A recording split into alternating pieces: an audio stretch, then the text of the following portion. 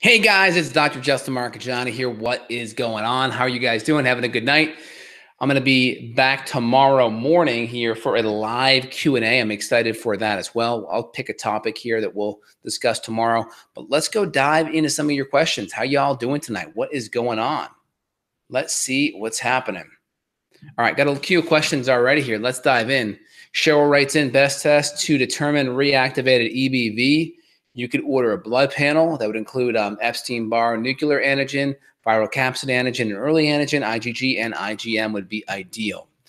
Any early antigen present is going to be considered reactivation. Any IgM present could be reactivation. Grace writes in, hey, Grace, hope you're doing good. A few questions for you. Don't know if when you'll be alive. I've been having issues with my hip flexor, just a lot of tenderness. Is this related to my adrenals?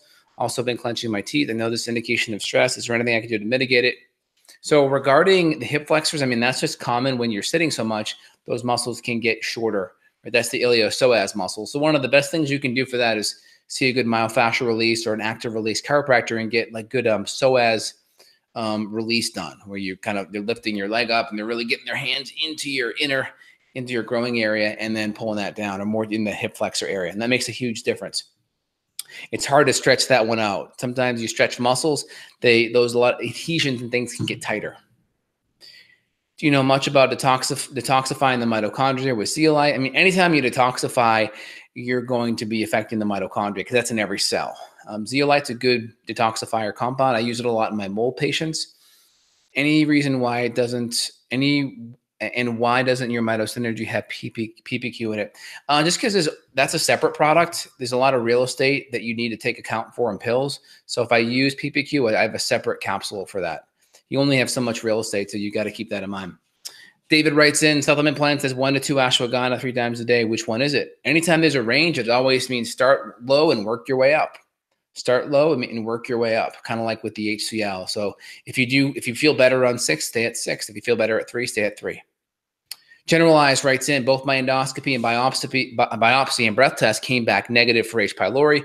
Do you recommend I should get a stool test done? Gastritis seems to be getting better with autoimmune diet. Yeah, I would still get a stool test done. There could be other little things going on, whether it's fungal or bacterial overgrowth. It'd be great to know. Do you recommend food allergy testing? Not typically. I mean, there are some good tests out like the MRT or the ELISA Act. I just think a lot of those don't really tell you the root underlying issue. I mean, if you see a lot of food allergens, if you have leaky gut, you're going to continue to go around in circles, because if your gut's leaky, whatever you frequently eat will develop allergens to. So if you eat a lot of blueberries, then blueberries will be the one. If you switch to raspberries, raspberries will be the one. So the key really is to focus on the leaky gut. That's really the key. All right, cool. K Gupta writes in, any cure for cancer, any cure for canker sores due to citrus food, such as lemons? Typically, I see a lot of canker sores due to gluten. So gluten is one of the big causes of canker sores. I mean, obviously, the citric acid in the lemon or lime would irritate it, right? But a lot of times it actually helps kill, some of the junk that could be causing it. But gluten is the big one. Marianne writes in, hey, Marianne, hope you're doing good. My 12-year-old niece has been having stomach issues for about 2 years, very tired all the time, stomach aches, and knee swell. Any test recommendations? Thank you for everything you do. You're totally welcome, Marianne. So number one, if her knees are swelling at 12, just knowing your history, Marianne, with a lot of autoimmunity, I would make sure she goes on an autoimmune template. Definitely cut out the nightshades for sure.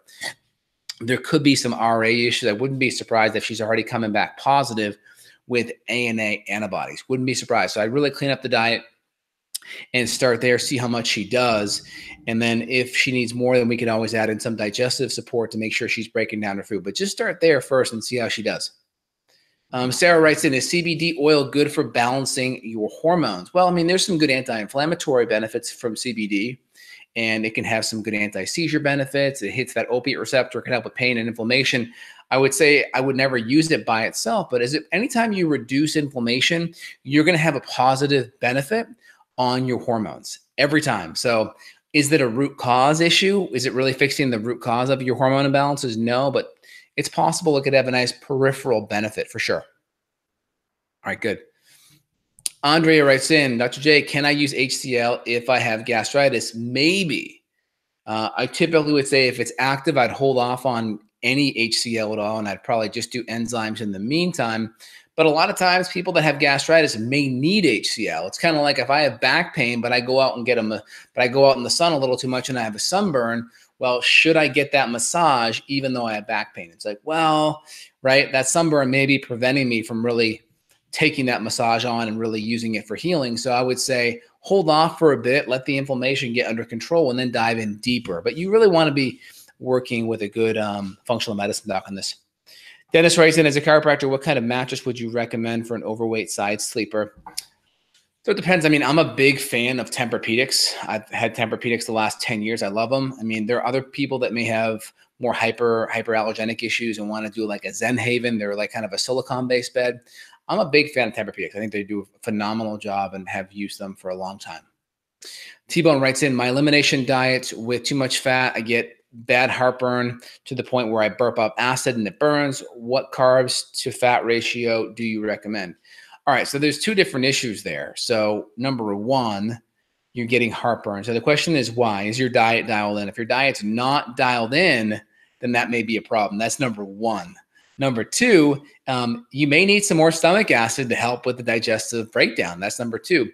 And then number three, carb to fat ratio. I mean, I typically keep it on the lower carb, more vegetables than fruit and starch, but it really depends on your body type. Are you ectomorph, mesomorph, endomorph, and what's your activity level like? But I tend to lean to lower carb, but I want to make sure the food's dialed in and the enzymes and HCl dialed in. Evan writes in, hey, Evan, what's up, man? How we doing? You're working in my sauna. Nice. I love it, man. Getting work done while you're sweating. That's awesome. T-Bone writes in, I have a really hard time eating essentially a cup of dextrose sugar. How is that healthy? What's the context of that? What's the context? Pink writes in, can excessive gas cause pain outside of the gut? Get headaches, legs and arm pains that go away after belching or passing wind. Can excessive gas cause pain outside of the gut? Okay, so I mean, it depends. I mean, if there's inflammation in the gut, could that cause pain in the body? Yeah, because if you have pain or inflammation in the gut, whether it's gas pain or not, you don't know what kind of pain it is. You could easily have some gut permeability, and that could be causing inflammation, especially from the gut going systemic to the leaky gut, to the gut blood brain, not the gut barrier from the inside of the gut into the bloodstream. So it's very possible that gut inflammation could make its way systemic, for sure. We know it definitely can happen with the brain too, so there's no reason why it couldn't happen through the body. Okay, good. Okay, yeah, so you're on an elemental diet. So yep. Yeah, so in general, I don't use a high dextrose one. I use one that's dextrose free. That uses a cassava-based one. So there are some out there that are dextrose, but I've been using a lot more of the dextrose free ones. And I even use a lot of the lower sugar ones too. Some of the elementals are really high sugar. Yeah, you got it. Evan's in the house. CW writes, and Dr. J, I look forward to speaking with you tomorrow. Thank you for all you do. Awesome, CW. Look forward to seeing you as well. Let me see. Where on my schedule are you? What time are you at? Imagine maybe you're Chad. We'll see. If it's Chad, look forward to seeing you tomorrow, Chad. Sarah writes in, what brand of CBD oil do you recommend? I like one out of Colorado called Bluebird. They're really good. Bluebird. Javier writes in, I've been having stomach issues sometimes. I feel like I have really bad hungover. Stopped drinking 3 years ago. Nausea, brain fog, joint pain, really sensitive smell. So yeah, if you feel like you're hungover, that's probably a yeast overgrowth. I wouldn't be surprised if you have a yeast overgrowth. Yeast produces a lot of acid-aldehyde. Acid-aldehyde can create a lot of that nausea, almost drunk feeling. So I wouldn't be surprised if there's yeast, maybe even SIBO too. All right, cool. Amelia writes in, hey, Amelia, forgot to ask about Raynaud's on our call today. It's been pretty bad these past 2 months, and then now affects fingers, heels, or feet. Thoughts on why it's worse? I have hypothyroid and celiac. So yeah, that's going to be a collateral damage with the thyroid. So make sure we have your thyroid dialed in. Make sure you're on the autoimmune template 100%.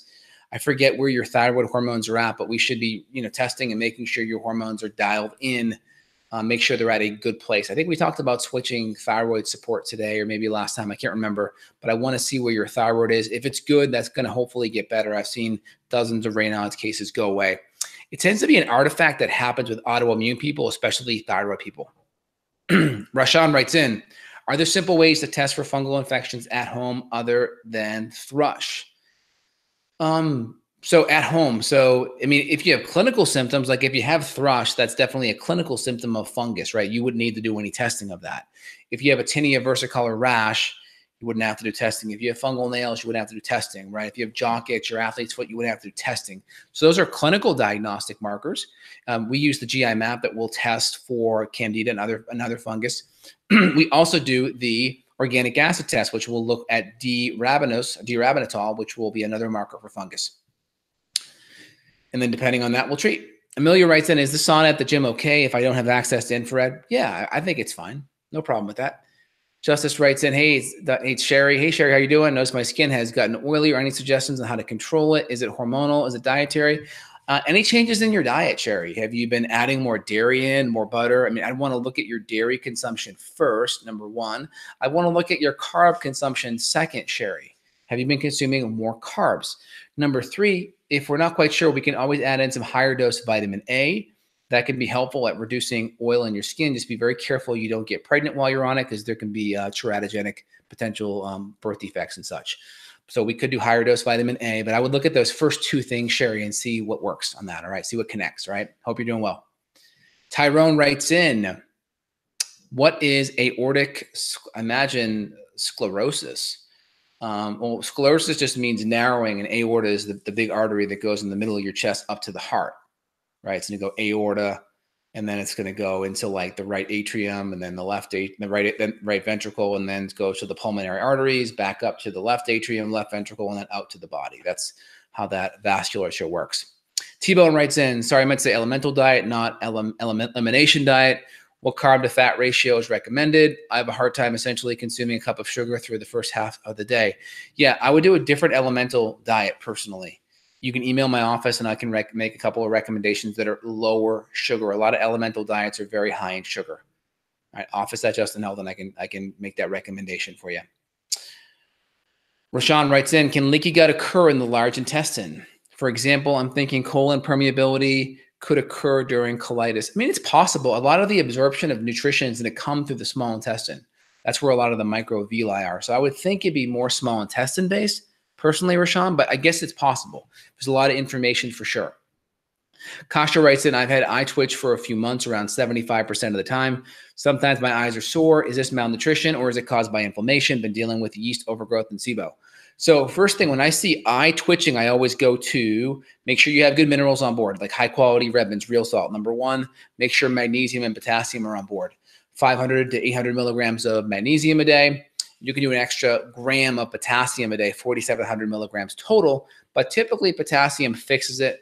My wife had some eye twitching last week, and I just like said, here, you drink this. And it was basically a gram of potassium. And a couple hours later, she's like, it's gone. It's a miracle. I'm like, yeah, it's just nutrition. That's all. So potassium and magnesium are the good ones. But of course, SIBO and yeast overgrowth could potentially cause malabsorption with those things. So that's very possible. All right. Amelia writes in, how long after exposure to grains does it take for them to get out of the intestines? 2 days after eating corn tortillas and still feel inflamed and bruised. Yeah. So, I mean, some of the research says up to 6 months, some, a couple of days. So, I mean, it could be with your autoimmune history, it could be a lot longer. It's hard to say. But, if we were to run a GI map, we may be able to see those antibodies. Hard to say, though, but probably a little while, probably a few weeks. That's why you really got to be careful. For tortillas, definitely get the Siete brand. The Siete brand was, I think it was made by a Mexican family. It was this girl. It's on the back of the label. But she had an autoimmune condition, and she formulated the Siete brand in and around her being able to consume like chips and tortillas that were yuca-based, so they were grain-free. So that's a really good option. A lot of my autoimmune patients consume them, and they do phenomenal. Pink writes in, when's your book coming out? Can it be pre-ordered? Well, I'm going to be on vacation next week, and I will be seeing patients, though, for 2 days on vacation, but I'll be reading my book more in depth and making my personal final edits next week. The book's done, but I'm going to do my own little final edits because maybe a couple little things I want to add in, and then we're creating a masterclass out of the book. So make sure you sign up for the Thyroid Reset Summit. They did like a little blast today because if you sign up, you'll get the first 3 chapters, I think 80 pages for free. So check that out. And I'm spending a lot of time having really good graphics and images created, so I want the book to be really user-friendly too. Thanks for asking, though. Dave, glad you enjoyed the Q&As. Appreciate it. Amelia, you're totally welcome. Thank you. T-Bone writes in, any thoughts on the autoimmune protocol diet for better digestion? It's huge. I mean, just getting inflammation out via food makes everything better. So I think it's a really good first step. Craig writes in, love your video on cholesterol, extremely informative and helpful. Look forward to seeing more. Absolutely. Yeah, I got my new glass dry erase board over here, and I got my new lights set up. You can't even tell. Last week I had all this shading. You can't tell. I got big lights over here and over here. That's why I don't have a big shadow last week I had lots of shadows. This week, look at that. No shadow. So I just created a new office in my basement. So I had construction workers here the last few months, and now I am here and ready to go. All right. What's the dose for women's citrate magnesium? I would say 500 milligrams to 1,000 milligrams. If you go too high in that, you will have loose stools. All right, Huda Bra, what can I take to stop ejaculating in my sleep every night? Not sure, man. Not sure about that one. Roshan writes in, do you feel like there's any possibility of recovery for someone with stage 4 colon cancer, which is spread into the lymph and history of one chemo treatment? So Google Chris Work. I think it's CHRISWARK. It's Chris beat cancer. Chris had stage 3 or stage 4 colon cancer and beat it. Now, he did it through like kind of a Gerson method where he did no meat. I think that can be helpful in the beginning when your gut's a mess because meat's really hard to digest and break down. My only disagreement with Chris would be once you kind of are on top of it, I would add meat and things back in, healthy forms of it, because I do think they're incredibly nutrient dense and very helpful. So that's kind of my one discrepancy. But yeah, coffee enemas are going to be helpful, getting all the inflammation out, systemic-based enzymes taken away from food. But I would look at Chris beat cancer, and I would take a look at some of his protocols. Crazy writes in, can you talk about nail health? I have nail ridges in one of my nails and wonder what the root cause is. So yeah, nails are a big thing, right? So number one, mine are pretty smooth. You want to feel across your nails. It feels smooth. Is there any peeling or cracking? And then is there any white spots? If there's no white spots typically mean zinc deficiency. If you start to see brittleness or peeling, that can be protein or fat issues. So collagen, good digestion with HCl and enzymes. Make sure your stools look good. Make sure your diet's good. And if you have HCl, enzymes, and your digestion's really good, you may want to look deeper at your gut. So that's important. Elizabeth writes in, can you do a video about MS? I'm a Sonahoy to be able to attend your live. Okay, maybe that's a typo there. Yeah, I'm going to actually interview Dr. Terry Walls, and she was actually a wheelchair MS patient, and she totally is healed. And she's done a book all about that, the Walls Protocol, or minding your mitochondria. So I'm going to get her on my podcast real soon. So look for that. Amelia writes in, is dairy/goat sheep feta forever a no-no for anyone with autoimmune disease? Well, potentially, I would just say get everything so under control where you feel amazing. And then if we add that in, we can slip it in maybe 5 or 10% of the time and see how you do. See how you do. If you start to feel like you go backwards or we're seeing antibodies jack up, then we got to be careful. I've been letting a little bit of cheese slip in, but I got my test back. My thyroid's great. Like my TSH is around 1.5. My T4 freeze around 1.2. My T3 freeze around 3.5, which is great. My markers are great, but my antibodies have popped up. So I'm going to be more careful with my dairy as well. So keep that in mind. T-Bone, you're totally welcome. Glad it's the highlight of your day, man. Javier writes in, okay, started a Candida cleanse. I'm on the 10th day out of 15, but notice my yellowish urine sinks to the bottom of the toilet. Could that be okay? Yeah, I mean, your urine's going to be a means of you flushing things out of your body. So if your body's flushing some stuff out that's not good, I'm fine with that. If you're having issues and you want to help your gut, you can always take some activated charcoal so you could bind some of that stuff up and remove it via your stool too. Paul writes in, I found your prednisolone drops in my closet, 4 years old, unopened. Is it okay to take? Yeah, it should be fine. I mean, it's in a thing of alcohol. There's a little bit of alcohol in there, number one, for absorption, but also preservative. So yeah, the alcohol will totally keep it good and prevent anything from coming bad in there. So you'll be okay. Most supplements, like the FDA is going to say, hey, it's a 2-year expiration, but like good quality products that are going to be in a climate controlled environment and airtight with the wrapping, they're good for 4 years at least. Okay. Elizabeth writes in, so happy I had to edit my previous comment. Love your videos. I'm grateful for them. You're totally welcome, Elizabeth. Thank you so much. Should gluten absolutely be eliminated from the diet forever with no exceptions, special occasions? It depends. If you have an autoimmune condition, it depends on how bad it is. That maybe. If you don't have an autoimmune issue, you could probably let it slip in there for holidays and things. It just depends on how healthy you are. And then number two, how bad you fall if you have gluten. Like for me, like maybe once or twice a year, like if I go home to Boston, I may go to like Moderns or Mike's Pastries in the North End and get like a really good like cannoli and like a cappuccino, right? Like I may do that. I found out Moderns though across the street does have a gluten-free one made out of rice flour, so that's a good option for me. But yeah, everyone's got these little things where they may say, okay, well, this is one thing. It's my birthday or this. I'll do it. I don't care, right? It just depends. If you have a lot of autoimmune stuff, I would say try to find a gluten-free alternative. If you're pretty on top of things, then maybe that's okay. But I try to individualize that. But for most people, I like, at least 80-20, 90-10 most of the time.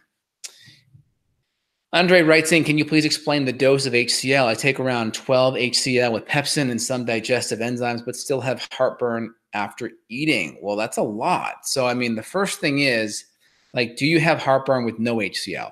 That's question number one. If you do, we would start with enzymes. We'd work the enzymes up to 2 to 3 enzymes per meal. And I'd probably then taper the HCl up 1 per meal. And I'd increase it every single day. I'd make sure I'm taking it with protein and fat-based, animal products. And I'd take it in the middle of the meal so it's not against my gut lining. And even before that, I'd probably add in some anti-inflammatory, healing, soothing nutrients to help calm that gut lining. And I would just start very low and slow. So if I noticed an increase in burning or an increase in irritation, I probably would back off on that dose. All right. But if you're at 12, it all depends. When did that happen? Would that happen when you were at 10 going to 12, or did that happen before you even started? So I need a little bit more context of what's going on. Let me go over to Facebook here. Does a diagnosis of Crohn's automatically mean you have SIBO? Well, Crohn's is an irritable bowel disease. You skip lesions from the small intestine into the colon. You're going to have inflammation. You're going to have potentially blood, maybe ulcerations, maybe strictures, maybe a fistula. Could SIBO be a root cause, though, Susie, of your Crohn's? It could be part of it, along with gluten sensitivity and other malabsorptions. So, yeah, it could be part of it, but there's no guarantee that it is the cause for sure. Amanda writes in, best supplements and amounts for proper blood flow. When I was on 80 milligrams of Lovenox during pregnancy.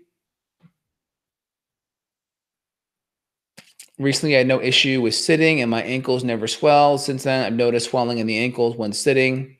I begun vitamin E. Is there grapeseed extract in my probiotic I take? And omega-3. Wasn't sure if you had any other recommendations of natural anticoagulants. I'm heterozygous factor for lead-in. So number one, Lovenox. Not sure what Lovenox is. I mean, these medications, there's like different names for the same medication over and over again, all these mini-me drugs. So it's hard to keep track of them all. Let's see what that drug is. All right. Lovenox. Okay, that's an anticoagulant. All right. So they're basically trying to prevent like pulmonary embolism during pregnancy. Okay, got it. So first thing is ginger. Ginger is an excellent anticoagulant. Number two is fish oil. Fish oil will thin the blood out as well. Number three, you can take systemic enzymes like lumbrokinase or serpeptidase away from food. Hour before food, 2 to 3 hours after. That'll be helpful.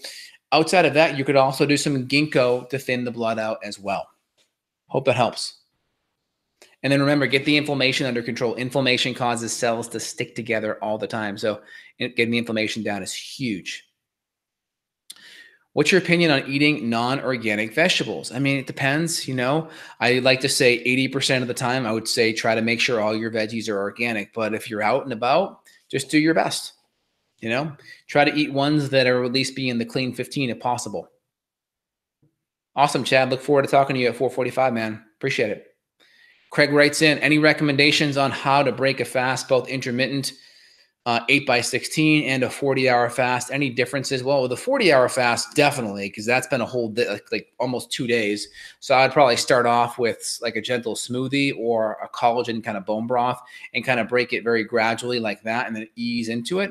With an intermittent fast, it wouldn't be that big of a deal because you are going to you're still getting enough calories daily. So you're not going a full day or two in a caloric deficit typically if you need like 2,000 calories, you're just getting it in a compressed window. Maybe you're getting it from noontime to 8 p.m. or 2 p.m. to 10 p.m. You're just compressing that window, right? So I don't think it's that big of a deal on an intermittent, maybe a little bit more on a like 2-day fast where you ease into it with some broth or some smoothie or a little bit of green juice, kind of ease into it a little more. I don't like doing a ton of fast long term. I just feel better having nutrition in my body. People that do the best, I think, are ones that maybe have more gut inflammation. But if you're eating really good, I think you feel better when you eat. But intermittent fasting is great. Anytime I go, if I'm going to go out to eat, like if I go to Eddie V's and I'm going to have like a really good steak or like a seafood tower or a really good meal, I'll just do a bulletproof intermittent fast. I'll have a little coffee and MCT and collagen, and then I won't eat for like 10 hours that day, and I'll eat like that night. So I'll kind of do a 20-hour gig, but I make sure I get all those calories when I go out to eat, though, for sure. All those nutrients. Crazy writes in, I recently diagnosed with hypothyroid and have been tracking my basal body temperature. Although my temps have gone up, my T3 and free T3 have dropped in the past few weeks. I am not on thyroid meds. Okay, I'm just kind of processing that. Give me a sec. So I need numbers. So when you say T3 free and total T3 have dropped, like meaning they were at the top of the range and are now, in the top 25% of the range, I need a little bit. Give me exact numbers and I'll be able to help you on that. Elizabeth writes in, are autoimmune conditions potentially triggered by parasites? I've recently watched a video called MS is a Parasitosis, a lecture by Alan McDonald, and he found that all MS patients had nematodes. I think infections are a big driving factor for a lot of these things. So, I mean, blasto, Yersinia enterocolitica, H. pylori, Giardia. I mean, a lot of these things can really create more leaky gut. And leaky gut, I think, is one of the big driving factors of a lot of autoimmune stuff. So, yeah, for sure. Great question. Paul writes in, I feel anytime I come off preg and DHEA or adrenal boost and licorice, 2 weeks later, I feel more stressed and anxious, but I've been on and off this protocol for 4 years. How much longer will it take? Well, I mean, it depends, right? I mean, are you fixing the root issue? Like, do you still have a lot of stress at work? Is your diet good? Are you getting good sleep? So I want to say, are those things okay? Number two, is there any hidden stress in your gut that you're not aware of, Paul? Do you have any infections or poor absorption? So I'd want to make sure the root cause stuff is addressed, because it's possible to use supplements palliatively where you're not getting to the root cause, but you feel better. Now, 1,000 times better than drugs, because even ibuprofen taken correctly kills 20,000 people a year. Most people are like, what? Yeah, 20,000 a year. So no one's dying of nutrients and supplementation, especially good quality ones. No one is, okay? But we still want to be holistically focused. So I would say try to make sure you're getting good minerals, make sure blood sugar is good, make sure your diet's good, maybe use some adaptogens, and then start to phase off of some of the glandular and preg and DHEA with some adaptogens, and make sure your diet and make sure minerals are really good in the background. If you need extra support on the anxiety, you can also do some extra GABA and L-theanine as well. So it just depends. Okay, Dave writes in, having trouble getting more than 1 or 2 meals per day, diagnosed with SIBO a year ago, haven't been back to retest. Seems like the real issue is delayed stomach emptying. Any recommendations? Yeah, that's called gastroparesis, and that's common. So number one, hydrochloric acid and enzymes are helpful, but sometimes with the food, it sits in your stomach so long that acidity can potentially burn. So using bitters and using ginger can be really helpful to help the delayed emptying, but we got to fix all of the other digestive components too. Elizabeth writes in, are there any good store-bought bone broth brands? Dr. Axe has one. I think Vital Proteins has one that are good. I have a True Collagen that's an amino acid one, but it's not necessarily bone broth, but it's the same kind of constituency, so to speak. And I have a new one called True Keto Collagen, which is going to be coconut colostrum. It's going to have collagen, and it's going to have some vitamins and minerals, and it's going to have some MCT oil powder. It's really good. It's what I give my family every day. Let me just bump over to Facebook here fast. Riley writes in, Riley, how we doing, man? How accurate is the zonulin test for the GI map to detect leaky gut? I mean, leaky gut on that, the zonulin test is good, but I mean, zonulin is an effect, not a cause. So if you have high zonulin, okay, great. That's a protein that goes up when there's more gut permeability. What's the cause though, right? So I don't run it a lot because it doesn't change what I do. Now, could it be helpful to track or monitor someone with a lot of gut issues? Yeah, it could be good from a monitoring standpoint, but it's not going to tell me a whole bunch regarding causal stuff. So my goal is, okay, let's make sure inflammation markers are good. Let's make sure immune markers are good. And let's make sure digestive markers are good. And let's make sure infection markers are good. If we can cross those off, then we're probably in great shape. Crazy writes in, my T3 was 85 and dropped to 67. That's low. My T33 was 2.7 and dropped to 2.3. My basal body temp was ranging 96.5, 97, and now is holding steady around 98. Okay, and so what was your question? All right, so yeah, you guys got to help me out. I can't scroll back up and answer. So yeah, so that definitely dropped. How or why that happened, not sure. Are you on thyroid hormone? Are you on adrenal support? Every time people have questions, if it's not enough, I may have more questions than I can actually provide an answer for you. Agnes, right? You skipped my question. Well, put it in again. You're making me scroll back up. It's really hard. 16-year-old son was diagnosed with sinus infection after being congested for over 2 months. He's on antibiotics and prednisone. Other than probiotics, what else can I give my picky child? Well, do a sinus flush. I do it on my son. Anytime he's snotty, he can't quite blow his nose yet, I use a nasaline, and then I mix in Xlear solution, and I put it in that nasaline, and I put it right in his nose, and I go, and I get like 1 or 2 seconds of flow out the nose, wipe his nose off, do the other nose, get all this crap out. Because the problem with kids, you got all this sinus crap way up here in the frontal sinuses, and they can't blow it out. So it just sits up here, and then it festers, and then you can get an infection, and then it makes its way down here to the eustachian tube and goes into the ear. So you can get a freaking ear infection if you don't flush out your kid's nose. But that's big because the xylitol in there can really kill bacteria and fungus too. Ty writes in, J, my mom has a calcium CT score of 145. I bought her K2 from Natto, Omega, Ubiquinol, Hawthorne. Any other advice? Get the inflammation down. Get the inflammation down. Look at other markers look at her lipid markers, look at her CRP, look at all the inflammatory markers. Look at her LDL particle size. Make sure it's large and fluffy. Make sure homocysteine's under control. Make sure her blood sugar and insulin's under control, right? Less than 7, ideally less than 5. And make sure she is doing good with inflammation in her diet. Ellie writes in, why do some probiotic foods before meals give me reflux? It could be a histamine issue. It could be a SIBO issue. Could be any of those. So if there's SIBO, a lot of people react negatively to probiotic-based foods. Miss Lee writes, when should we take apple cider vinegar or bitters? I have a lot of stomach issues, and I take like a shot right before the meal. That's a good time to take it. Mix it in some water and shoot it down a couple minutes before a meal. Some people, their gut linings are so sore, they may have to do it with food. So I would say 5 minutes before food is great. Crazy writes in, I'm not on meds. I've been trying to determine the root cause, doing heavy metal dose. Yes, I'm on ashwagandha for my adrenals. I thought because my temps are going up, I was healing, but blood says no. It depends. I mean, your adrenals may be going up. Your mitochondria may be getting better. What time of day are you getting it? Are you testing it at the same time of day? What's your TSH at? Is your TSH between 1 and 2? Where's your TSH sitting? Do you have any thyroid antibodies? Thyroid antibodies could easily be fluctuating, and hormone could be spilling out at different levels. So a lot more questions that would need to be answered. Helena writes in, what can I eat while I wait to get my appointment at the end of April? Believe I have a parasite. I would start with an autoimmune diet here, Helena, just to get the inflammation under control, healthy protein, healthy fats. And I would start there, okay, and see how you do.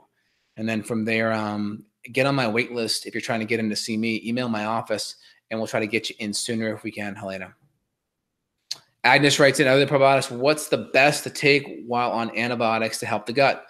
Well, I think you said your child. Is it 16-year-old kid? 16? Yeah. So you could do an adult strain. So in my line, I would do like a probioflora or like a broad spectrum lactobacillus bifidobacter species. I'd add in Saccharomyces too, just to make sure there's not a yeast overgrowth that comes back up. And I would do probiotics for at least another month after the antibiotics are finished as well.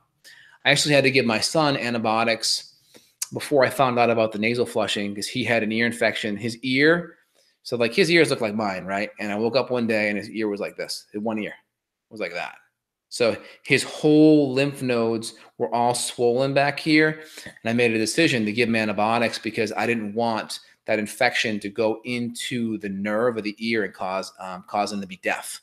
So I made a decision to jump on the antibiotic train, but I figured out how to prevent it. You prevent it through the sinus flushing, because he had a lot of like nasal stuff for like 3 or 4 days before everything started. So this issue has repeated itself once or twice. And because now I have the sinus flushing down, we're able to eradicate it. So if you have young kids that can't get their nose clean and they have ear infections, get the sinus rinse going, Nasaline, Neti-X-Clear, and you'll fix it. So hopefully that'll be the last time my son is on antibiotic ever.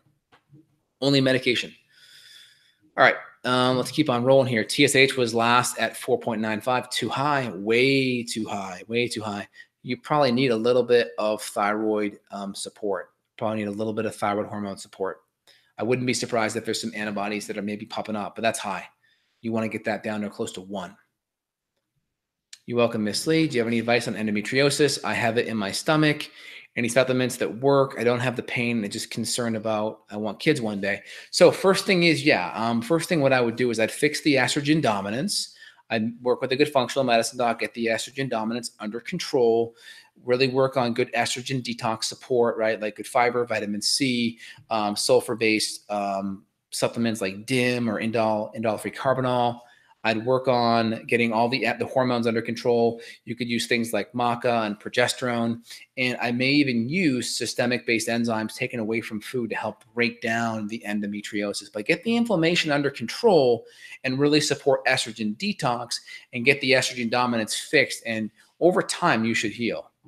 You should totally heal. XAV writes in, hey, sir, I have hypothyroidism, but I am losing weight. What could be the reason? Some people do lose the weight with hypothyroidism, and it's paradoxical, right? But it just depends. I mean, I'm looking at I'm not sure what your ethnicity is. Some people are naturally more ectomorph, so that could be in your favor, right? Ectomorph, think just leaner, more, petite or taller or skinnier. That can happen. You're welcome, Agnes. Brett writes in, burping a lot right now. What would that be SIBO? Obviously, some food combinations are not a good idea. Taking GI-Clear 2, 5, and 6, taking enzymes, liver supreme, and HCl with meals. Good. So what's causing the burping? Is it certain foods? Are you noticing FODMAPs? Are correlating with that? Are you noticing foods that are more raw?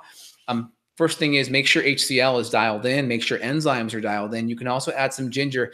If food's not digesting optimally in your stomach, you will see burping. So my first natural inclination is more HCl and more enzymes. And if you're having some irritation with the HCl, do more enzymes. We could also throw some bitters and some ginger in there to help your food kind of go down. So I look at those components too, FODMAPs, HCl, enzymes, and make sure the food is not overly raw. Hope that helps. Sarah writes in, are corn tortillas bad for your gut, overall body, and what about gluten-free ones? Well, number one, I would just stay away from corn in general. It's gluten's, evil sister or brother, however you want to look at it. And plus, you can get the same mouthfeel from the Siete one. Siete is great. I should get an affiliate from them. I give them so much business, but they have cassava-based ones that are yucca-based, and that's more of a starchy tuber, and it's not a grain, which are seeds of grass. So we stay away from those. Crazy writes in, thank you. I didn't want to cover up symptoms by taking meds as I want to really determine the root cause, but it sounds like that I may need to get on something for the interim. Yeah, I would get on something in the interim just to stabilize you while you're working on the root cause. TSH, you don't want it that high. You want it down to 1 and then work on fixing all the other things down below. All right, y'all, hope that helps. I'll be back tomorrow morning. Excited to connect then. I'll figure out some cool topic we can chat about, and we'll do another live Q&A. Hope you guys are doing phenomenal. Have a great night. Thumbs up, comments below. Really want to hear your thoughts. And you guys have a great night. Talk to you soon. Bye now.